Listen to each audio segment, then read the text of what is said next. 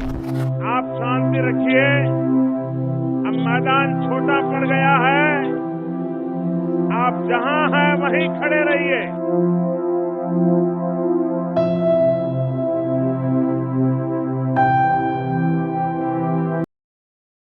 Video बनाने का बिल्कुल मन नहीं था, because now I don't give a वैसे नींद आ जाती है आप लोगों को, अगर आ जाती है तो ये जलता हुआ देश झक छोड़ता नहीं है। सच कहूँ तो हमें वो पहले वाले ही बुरे दिन चाहिए, क्योंकि हमने देख लिया है कि अच्छे दिन कैसे होते हैं। कैसा लग रहा है डिमोनेटाइजेशन से डीपॉपुलेटेड होते हुए?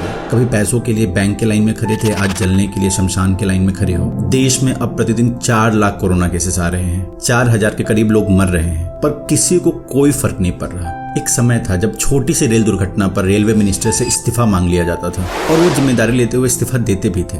ऐसा मोरल और एथिक्स का देश था हमारा। आज देश में इतनी बड़ी मेडिकल इमरजेंसी है और देश के 70% जनता को ये नहीं पता कि हमारे हेल्थ मिनिस्टर कौन है। चलो मान लेते हैं कि मोदी जी बंगाल चुनाव में बिजी थे, कोरोना से लड़ने की रणनीति में हेल्थ मिनिस्टर की अकाउंटेबिलिटी बनती है कि नहीं, और अगर उनकी नाकामी की वजह से इतने लोग मर रहे हैं तो आत्मग्लानि करते हुए उन्हें इस्तीफा देना चाहिए कि नहीं। पर ताज्जुब की बात यह है कि कोई इस्तीफा तक नहीं मांग रहा। पता है क्यों? क्योंकि देश की 30% जनता भक्त है और बाकी बची हुई 70% सोई हुई है, इंतजार कर रही है ऐसे जलने का। वैसे कहते हैं ना कि हर काली रात का एक सवेरा आता है, और वो दिखना शुरू हो गया है। अच्छा हुआ बंगालियों ने हावड़ा ब्रिज और विक्टोरिया पैलेस को बिकने से बचा लिया। वैसे I knew Bengalis are smart enough to use sanitizer at right place. सच में दीदी ने खेला कर दिया। पर इतिहास गवाह रहेगा कि किस प्रकार सत्ता के भूखे लोगों ने पूरे देश को शमशान बना दिया। सुना है कि जो बंगाल आज सोचता है वो देश कल। आशा करता हूँ कि कल आपकी सोच बंगालियों से प्रभावित हो। इज्जत करता हूँ प्रधानमंत्री की पद की, पर जब वो गलत हो तो उन्हें गलत कहना भी हमारा फर्ज है। गलती तो हुई है उनसे। जब पार्लियामेंट्री कमेटी पहले ही सेकेंड वेव की आशंका जता चुकी थी तो ये ऐसा क्यों कह रहे थे?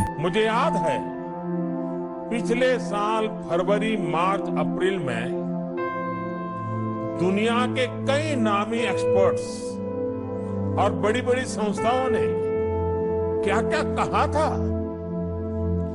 भविष्यवाणी की गई थी कि पूरी दुनिया में कोरोना से सबसे प्रभावित देश भारत होगा।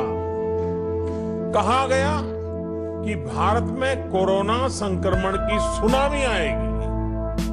किसी ने 700-800 मिलियन भारतीयों को कोरोना होने की बात कही तो किसी ने 2 मिलियन से ज्यादा लोगों की मृत्यु का अंदेशा जताया था।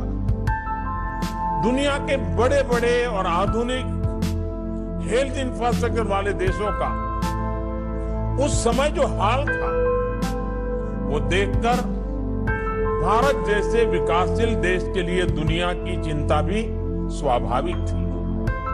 आप अंदाजा लगा सकते हैं कि तब हमारी क्या मनोदशा रही। लेकिन भारत ने खुद पर निराशा को हावी नहीं होने दिया। भारत प्रोएक्टिव पब्लिक पार्टिसिपेशन के अप्रोच के साथ आगे। अमेरिका में क्या आरोप लगा कि डोनाल्ड ट्रंप कोरोना को ठीक ढंग से हैंडल नहीं कर सका, यही है ना आरोप। लेकिन 130 करोड़ के देश को मोदी जी ने कोरोना से बचा लिया, समय पर फैसला लेकर के। ये हमको समझना।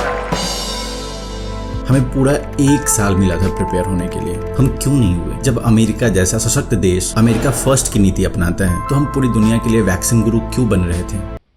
आज भारत कोविड की वैक्सीन दुनिया के अनेक देशों में भेजकर वहां पर वैक्सीनेशन से जुड़े इंफ्रास्ट्रक्चर को तैयार करके, वाह मोदी जी वाह।